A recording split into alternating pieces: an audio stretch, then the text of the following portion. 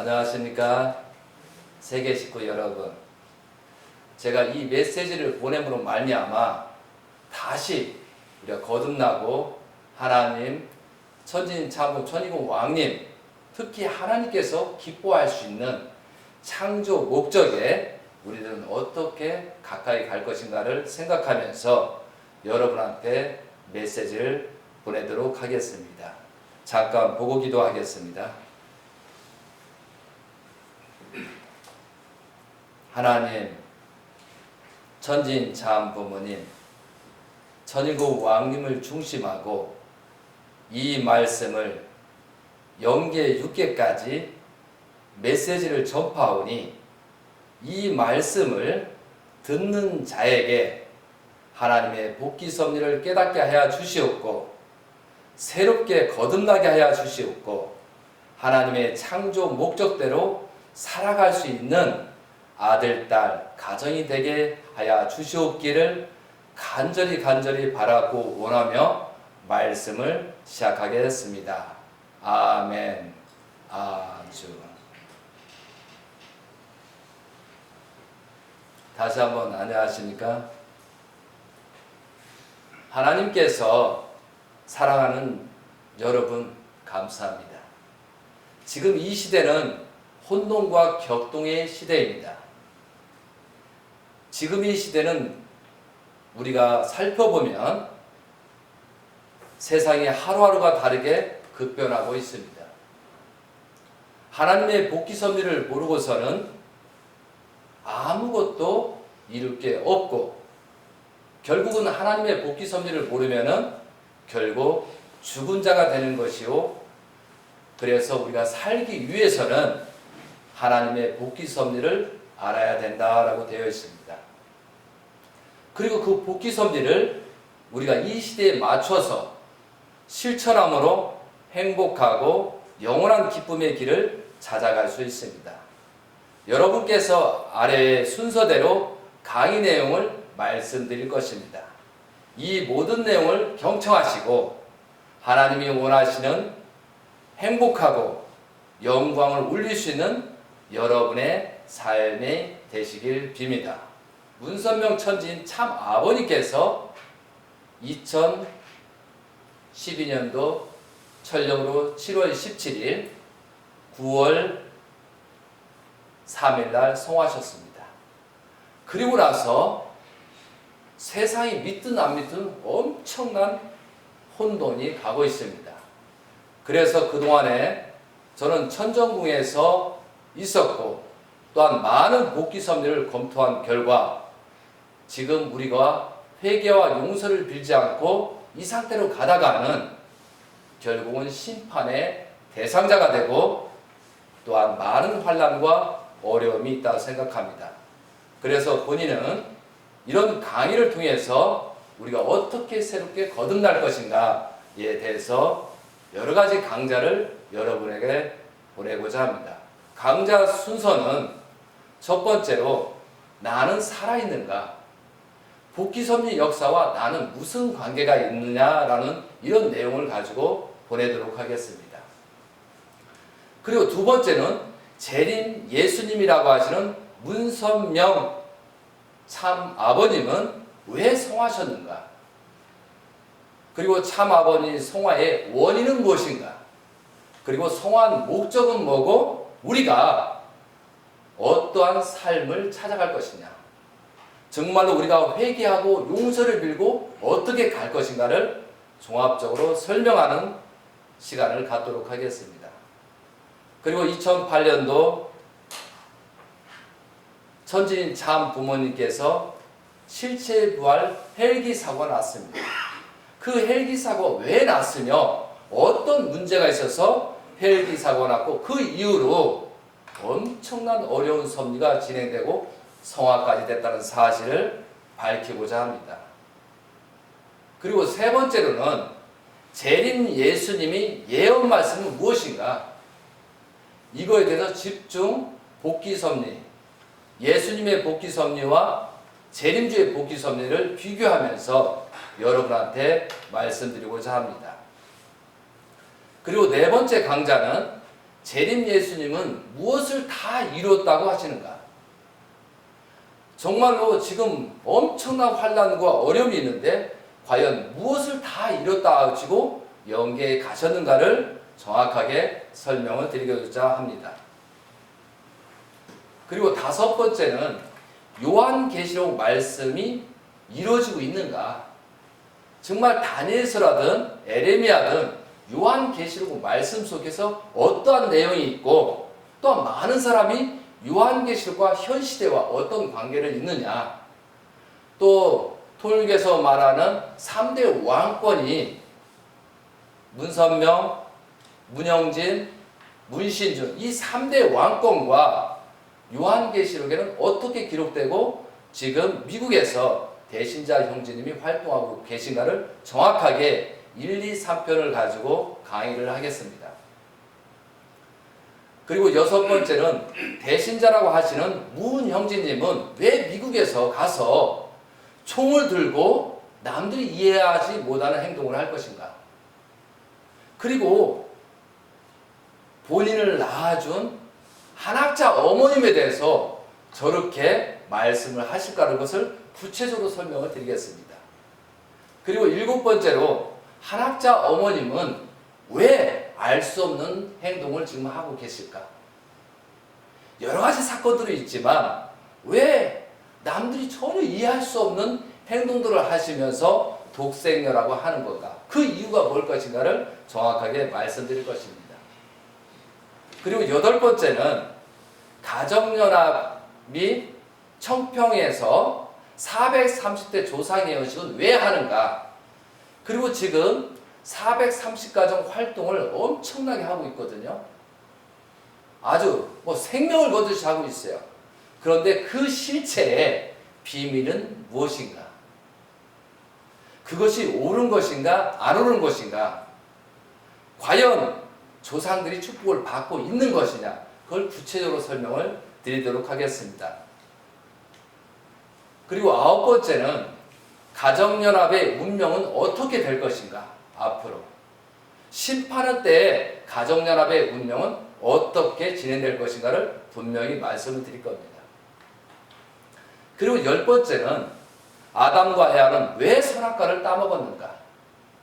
지금 그때와 지금은 어떤 상태를 말하고 있는가를 설명하고자 합니다. 그리고 11번째는 가인은 아벨을 왜 죽였을까? 어떤 사건이 있기 때문에 단지 성경이나 원리 말씀이 아니고 거기에 아담과 해와가 책임을 못한 그 결과체에 살인사건이 벌어졌다는 것을 정확하게 전해드리겠습니다. 그리고 12번째로 하나님은 왜 홍수심판을 하셨을까? 그리고 홍수심판과 더불어 지금의 위기는 홍수심판 때와 어떤 관계를 가지고 있는가? 소돔과 고모라의 관계가 어떤 관계를 있는가를 정확하게 짚어야만 우리가 살 길이 열립니다. 그리고 13번째는 천일국 시대는 자유와 책임으로 살아가야 한다. 과연 우리가 하나님께서 재림주를 보내서 축복을 보내서 신종족종 메시아 왕과 왕비라고 우리는 하고 있습니다. 천일국 백성이라고 하고 있는데 정말 천일국 백성으로서 어떤 입장에 살아가야 살 수 있는 것이냐, 그거에 대해서 말씀드리겠습니다. 그리고 14번째는 1차 세계대전, 2차 세계대전, 제3차 세계대전이 생긴다라고 예언되어 있습니다. 그럼 제3차 세계대전은 언제 올 것이냐? 그리고 그 결과는 현재 시점으로 우리가 반성하지 않으면 어떤 입장이 취할 것인가를 분명히 설명을 드리겠습니다. 그리고 15번째는 다니엘 요한계시록 마지막 때가 언제인가? 그 마지막 때라고 했는데 그 심판의 때는 언제인가를 분명히 설명을 드리겠습니다. 그리고 16번째는 종합적인 내용을 해서 나는 지금 무엇을 해야 살 수 있고 하나님이 기뻐하는 시대를 맞이할 것인가 해서 16강좌를 놓고 짧게나 길게나 해서 강의를 드리도록 하겠습니다. 그래서 오늘은 처음 1강자를 시작하겠습니다. 1강자 제목이 나는 살아있는가? 그럼 복귀섭리 역사에 나는 무엇인가를 설명하도록 하겠습니다. 그런데 하나님께서는 심판의 때나 그 때가 있었을 때 먼저 말씀을 행하고 행하더라 이거죠. 그래서 성경 말씀의 아모스 3장에 보면은 3장 7절에 주 여호와께서는 자기의 비밀을 그 종 선지자들에게 보이지 아니하시고는 결코 행하심이 없으시라라고 말씀하셨습니다. 창조의 과정도 말씀부터 시작했습니다. 그럼 내가 어느 때에 이런 행위를 한다라고 먼저 말씀을 하셨다 안 하셨다? 말씀을 하시고 행하신다 이거죠. 왜 그럴까요? 말씀이 없이 행하게 되면 그 제자들이나 그 사람들은 따라갈 방법이 없어요. 그래서 먼저 뭘 한다? 행하기 전에 먼저 말을 한다. 그래서 아모스 3장 7절에 기록이 되어 있습니다. 예수님 시대도 마찬가지였습니다. 많은 선지자들을 보내면서 심판의 때가 언제다, 환난의 때가 언제다, 우리가 어떻게 하면 거듭난다 계속 말씀을 하고 그때에 가서 심판을 하시거나 축복을 주거나 했습니다. 성경 말씀 중에 하나가 요한복음 5장 19절의 말씀입니다. 예수께서 그들에게 이르시되 내가 진실로 진실로 너에게 이르노니 아들이 아버지께서 하시는 일을 보지 않고는 아무것도 스스로 할 수 없나니 아버지께서 행하시는 그것을 아들도 그와 같이 행하느니라. 먼저 하나님께서 보여주시고 그 아들도 행한다. 이때는 예수님을 말씀하는 것입니다. 그런데 다니엘서하고 요한계시록은 심판의 때로 예언입니다. 제가 다니엘을 공부하면서 놀라운 것은 다니엘에서 구약인데 예수님이 탄생하기 전에 약 한 600년 전이거든요. 530, 600년 전인데 어떻게 재림주 때를 예언했을까? 상당히 저는 고민을 했었습니다. 그래서 다니엘의 마지막 10절에 보면 어떤 내용이냐? 하나님의 심판은 말세 때가 되면 많은 사람이 연단을 받아 스스로 정결케 하며 희게 할 것이나 악한 사람은 악을 행하리니 악한 자는 아무것도 깨닫지 못하되 오직 지혜 있는 자는 깨달으리라 라고 되어 있습니다. 그래서 여러분들께서는 이 말씀을 듣고 진실로 다니엘서라든가 요한계시를 보고 아버님 말씀을 다시 살펴보면서 오직 지혜 있는 자가 돼서 하나님의 축복을 받으시기를 바랍니다. 여러분께서 수없이 보고 있는 원리강론 후편에 보면은 복귀섭리 역사와 나라는 내용이 나옵니다. 거기에 원리강론 258에서 259쪽을 제가 여러분과 같이 봉독하겠습니다. 나라는 개성체는 어디까지나 복귀섭리 역사의 소산이다. 따라서 나는 이 역사가 요구하는 목적을 이루어야 할 나인 것이다. 그러므로 나는 역사의 뜻 가운데 서야 하며 그러기 위해서는 복귀섭리 역사가 오랜 기간을 두고 종적으로 요구하여 나오고 있는 탕감 조건들을 나 자신을 중심 삼고 횡적으로 찾아 세워야 하는 것이다. 그럼으로써 비로소 나는 복귀섭리 역사가 바라는 결실체로 설 수 있는 것이다 라고 되어 있습니다. 아무리 하나님의 축복이 주어도 내가 그 자리에 복을 받지 못하면 무의미하다라고 했습니다. 남들은 전부 다 배부르게 밥을 먹고 있는데 나만 굶고 있으면 무슨 의미가 있습니까? 아무리 살이 밥이 있듯 해도 내가 먹지 않고 배부르지 않으면 의미가 있어요 없어요? 없다는 뜻입니다. 그래서 이 지금 복귀섭리 역사에 나는 무엇을 할 것이냐 그거에 대해서 여러분이 신중하시기 바랍니다. 그냥 지나가서는 어떻게 된다? 굶고 심판의 대상이 된다는 뜻이죠. 그래서 여기에 또 원리강론 말씀이 그렇기 때문에 타락인간은 복귀섭리의 내용을 모르고서는 결코 생명의 길을 찾아 나갈 수 없는 것이다. 우리들이 복귀 섭리를 자세히 알아야 하는 이유는 실로 여기에 있는 것이다 라고 되어 있습니다. 다시 한번 읽겠습니다. 타락 인간은 복귀 섭리의 내용을 모르고서는 결코 생명의 길을 찾아 나갈 수 없는 것이다 라고 되어 있습니다. 굉장히 무서운 말입니다.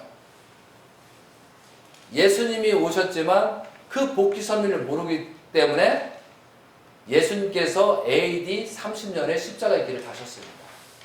그리고 40년 후에 AD 70년에 그 민족들은 거의 다 멸살했습니다. 멸살. 예루살렘이 완전히 망해버렸습니다. 근데 이 말씀이 타락인간은 복귀 섭리의 내용을 모르고선 결코 생명의 길을 찾아 나갈 수 없다라고 했습니다. 그러면 원리 강론을 다시 봐야 됩니다. 그리고 성경은 하나님의 자서전입니다. 성경의 복귀 섭리 내용이 다 있습니다. 그렇지 않아요? 그러면은 우리 길잡이 역할이 아버님 말씀도 있지만 성경에 있다는 겁니다. 그래서 제가 성경을 검토하고 분석해 보니까 문선명 재림주께서는 성경에 나온 대로 하셨습니다. 나온 대로 행동하고 나온 대로 그 섭리를 진행하셨다는 사실입니다. 그래서 지금이라도 여러분이 복귀 섭리를 공부하지 않으면 어떻게 된다? 결국은 생명의 길을 가는 것이 아니고 사탄의 길로 간다는 것을 분명히 하시고 오늘부터라도 공부를 하셨으면 좋겠습니다. 원리 강론에 모세 노정에 있어서 이런 말들이 있습니다. 원리 강론 311페이지에 하나님께서 왜 아담 회화를 타락으로 말미암아 어떤 섭리를 했을까? 성경을 분석해 보니까 창조부터 1장부터 창세기 1장부터 4장까지가 창조의 과정과 아담 회화의 창조와 가인 아벨 또한 어떻게 타락됐는가 그리고 가인 아벨의 살인사건이 어떻게 전개됐나라고 해서 이것이 창세기 1장부터 4장까지입니다.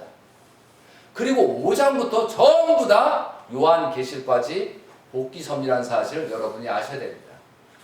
그런데 복귀 섭리는 동시성의 반복입니다. 이렇게. 그런데 이것을 일맥상통에 연결하면 다 똑같은 과정들이 있더라 이거죠. 그래서 원리강론 311페이지에 보면은 여러분도 한번 보시기 바랍니다. 하나님은 밑에 부분에 이런 내용이 있습니다. 하나님은 인간을 창조하신 원리적인 책임을 지시고 야곱을 세우심으로써 그를 통하여 사탄을 굴복시키는 상징 노정을 본보기로 보여주셨던 것이다.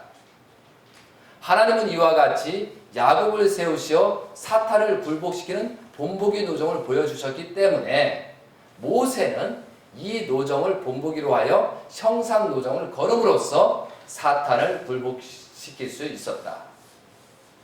그리고 또 예수님은 야곱 노정을 밟아온 모세 노정을 본보기로 하여 그 실체의 노정을 걸음으로써 사탄을 굴복시킬 수 있었으며, 그럼 이 얘기는 재림주 때도 마찬가지다 아니다? 마찬가지다 이거죠.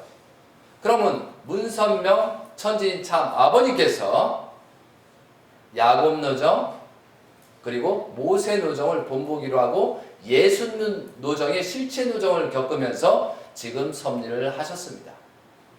그런데 여기에서 한편 또 성도들도 그 노정을 따라 걸음으로써 사탄을 굴복시키고 주관할 수 있게 되는 것이다.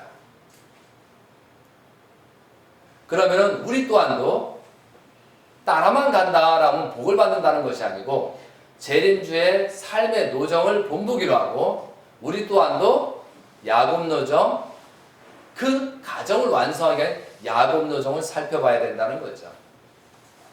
그 야곱 노정을 보면서 우리는 어떠한 길을 갈 것인가를 다시 한번 생각하는 시간이 됐으면 좋겠습니다. 그래서 우리가 살펴봐야 될 것은 이제부터 본격적으로 강의를 시작합니다. 정말 우리가 복귀 섭리가 어떻게 됐느냐? 왜 아버님께서 성하셨을까? 그런데 한 가지 말씀을 드리겠습니다. 예수님께서 십자가의 길을 왜 가셨을까요? 4,000년이라는 준비를 했는데 왜 예수님께서 십자가에 갈 수밖에 없었을까요? 결론은 유대 민족이 그 기대를 세우지 못해서 그렇습니다. 그리고 세례 요한이 그 기대를 세우지 못해서 그렇습니다. 그리고 또 세례 요한 기반이 되지 않은 말미고 바리새인 제사장이 그 기대를 세우지 못함으로 말미암아 다시 12제자를 세우고 많은 성도를 거느렸지만 그 사람들도 예수님의 진심을 따르지 못했습니다. 그리고 결국은 최종적으로 만찬을 하시고 마지막 날 어디에 가셨어요?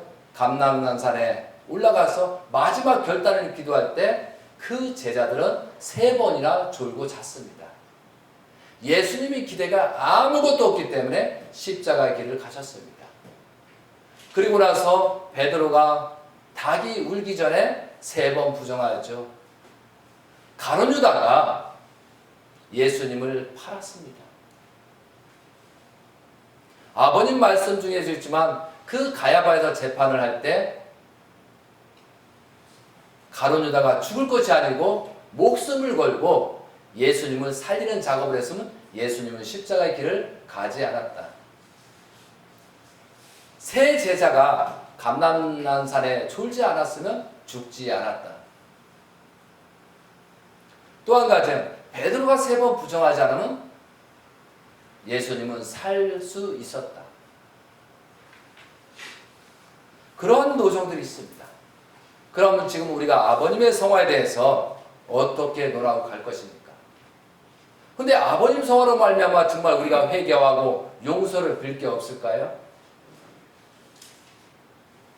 그래서 여러분이 다시 생각하시기 바랍니다. 그래서 다음 강좌부터 여러분의 이 실체를 정확하게 드러내겠습니다. 그리고 우리가 어떠한 방향으로 갈 것인가를 집중적으로 논하겠습니다. 끝까지 경청하시고 여러분도 거듭나고 새롭게 출발하는 여러분이 되셨으면 좋겠습니다. 우리가 어떠한 목적으로 복귀섭리 나에서 나는 어떠한 입장을 살아갈 것이냐. 그리고 지금 왜 환란이라고 하냐면은 여러분들은 한 가지 중요한 것은 영계의 세계를 아십니까? 여러분들 옆에 하나님이 계신다. 영계에 계신 참 아버님께서 같이 계시다. 또 하나님께서 역사하신다. 또한 우리 조상들이 같이 옆에 있을 때 과연 여러분이 지금처럼 누구를 비판하고 함부로 말할 수 있겠습니까? 옆에 아버님이 계시다 라고 했을 때 여러분은 어떤 입장을 취할 것입니다. 그것을 전부 다 망각하다 보니까 함부로 말하고 있습니다. 아버님께서 기원절을 맞이하기 위해서 그렇게 무단한 93년 동안 생애 노정을 겪으셨습니다. 그러나 결국은 한 사람도 데려갈 자가 없다 하시고 데려갈 자가 없기에 기원절을 온전하게 맞이할 수 없었습니다. 그래서 성화하셨습니다. 심각하지 않습니까? 예수님이 십자가의 길로 말미암아 그 제자들은 사자밥이 되고 십자가의 길을 가고 엄청난 어려움을 겪었습니다. 그것을 보고 있고 그것을 성경에서 본 여러분들은 아무 문제가 없을까요? 정말 이대로 가도 여러분이 살 길이 있습니까? 끝으로 여러분께 부탁을 드리겠습니다. 분명히 아버님께서는 성화하기 전에 2009년도 만왕의 왕 하나님 해방권 대관식 때 대신자를 천명했습니다. 여러분도 다 영상을 통해서 보시고 그 행사에 참여하셨지 않습니까? 2018년도 4월 18일 날 천정궁에서 대신자를 말씀 상속, 실체 상속, 그리고 축복 상속까지 하고 그 자리에서 한 가정을 축복으로 표시체를 나타냈습니다. 그리고 대신자께서 토일 가정연합이 잘못됨으로 말미암아 모든 걸 청산짓고 토일교로 다시 출발하겠습니다 라고 해서 천복궁에 2009년부터 2010년도 그때 천복궁에 용산에 오면서 토일교 마크를 달기 시작했습니다. 왜? 다시 재출발이기 때문에 그렇습니다. 아버님이 재림주로 오셨다고 믿는 여러분들은 대신자로 천매했다는 의미를 다시 한번 생각해야 됩니다. 아버님께서 16명이라는 자녀를 낳고 어떤 일을 썼습니까? 모든 사람한테, 자녀들한테 상속을 해주고 또 어떻게 해서 후계자입니다. 그러나 대신자라는 말은 오로지 한 명에게 주는 것입니다. 그 대신자를 천명한 그 순간부터 무엇이에요? 하나님께서 직접 주관하면서 섭리를 치리하는 것입니다. 그 이후에 중심 인물은 누구예요? 대신자 문형진 대신자라는 사실입니다. 그런데 여러분이 아버님이 93년 동안 그 기대를 세워도 아버님의 그 기대를 세우지 못해서 성하셨습니다. 그리고 나서 미국에서 다시 재출발 섭리를 하시고 세례요한 사명을 갖고 지금 출발 섭리를 하시고 있습니다. 제가 여러분께 하나 말씀을 드리겠습니다.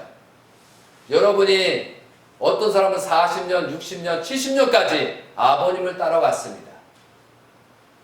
아버님에 따라간다고만 했지 아버님이 섭리하는 내용을 먼저 짚고 알았습니까?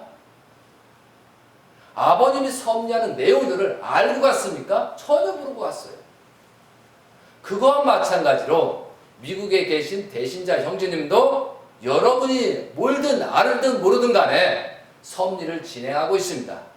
어떤 기준을 가지고 잘못됐다 잘됐다 심판하고 있습니다.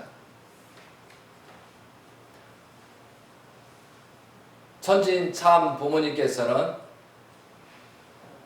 대신자를 천명하고 내 자녀 중에 흠이 없는 자가 있다고 했습니다. 무서운 자가 있다고 그랬습니다. 그것이 대신자 막내 형님이라고 말씀하셨습니다. 지금부터 제가 경고드립니다. 인간적인 판단으로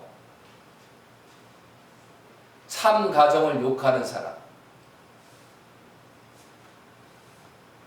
또 어머님을 욕하는 사람, 특히 대신자 형제님을 욕하는 사람들은 심판의 대상이 될 겁니다. 아버님을 욕하는 것입니다. 대신자라는 것은 하나님이 임할 수 있고 할만하기 때문에 대신자로 천명하신 겁니다. 여러분이 야곱 노정을 듣게 되면은 왜 야곱이 그 가정에서 요셉이 어려움을 겪습니까? 그 17세에 노예로 팔려가잖아요. 그 전에 야곱 형제들이 죽이려 했습니다. 그렇기 때문에 그것을 아신 참 아버님께서는 그때까지 기다린 겁니다.